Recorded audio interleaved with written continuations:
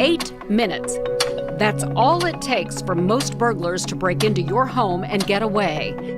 Thieves know the clock is ticking, so they look for easy targets. So today, we ask you, is your home really as secure as you think it is? You might think twice after seeing Mike Campbell's Newsletter 7 special report. Your home and what's in it are precious. And it's also a place where you want to feel safe. But by the time this story is through, there will have been 10 home burglaries in the U.S. That's one every 30 seconds. How secure is your home? You may think you're all locked up.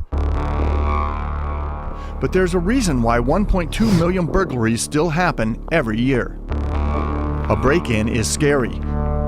It's also expensive, costing the average victim $2,800. You go out into the world, you go to work, you want to come home, this is your retreat. This is where you want to feel safe. This is when you feel, this is mine. John Davis is a Centerville police officer. He's also certified by the state of Ohio as an advanced crime prevention practitioner.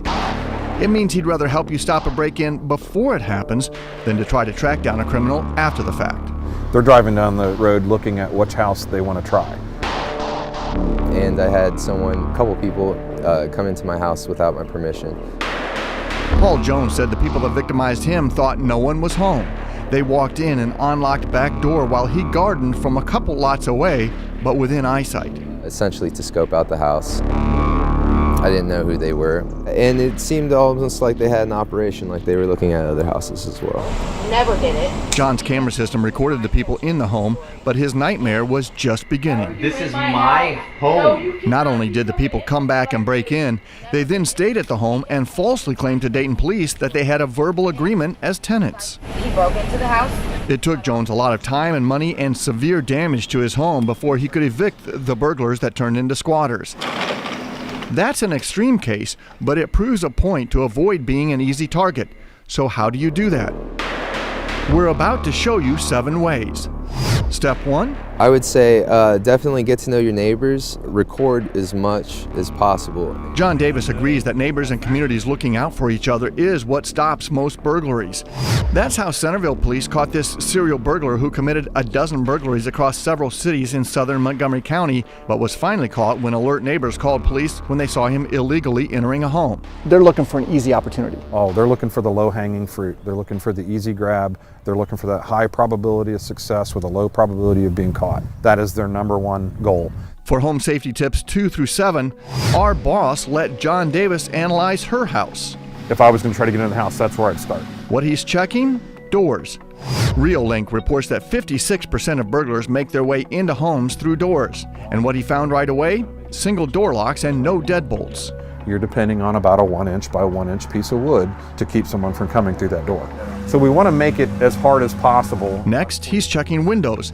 23% of burglars get in through windows that are unlocked, and not because burglars will smash them to get in. They typically will not break a window to get into a home because it makes a very distinct sound. Safety tip number 4, cut away hiding spots like big bushes near your house. You can see at our boss's home, low-hanging tree branches are cut and the porch is clear and open.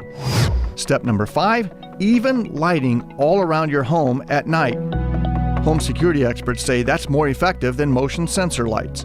Step 6, Davis likes doorbell cameras because you can answer a knock, which often precedes a break-in, whether you are inside the home or 100 miles away. He's less impressed with other home video surveillance cameras. I jokingly tell people, well, if you want good footage of them stealing your stuff, it gives us an investigative tool, but it's really not a preventive thing. We'd much rather make it to where they don't even try. And one last step, step 7, just in case a burglar were to break in, if you do have valuables in the house, locking them up in a safe that is not portable is probably your best defense. The ultimate goal here is to make sure thieves don't target your home, whether it's a house, apartment, or condo. John Davis told me complacency and convenience are the biggest enemy here. If you don't think it will happen to you, then you won't prepare and make your home a tough target. Mike Campbell, News Center 7.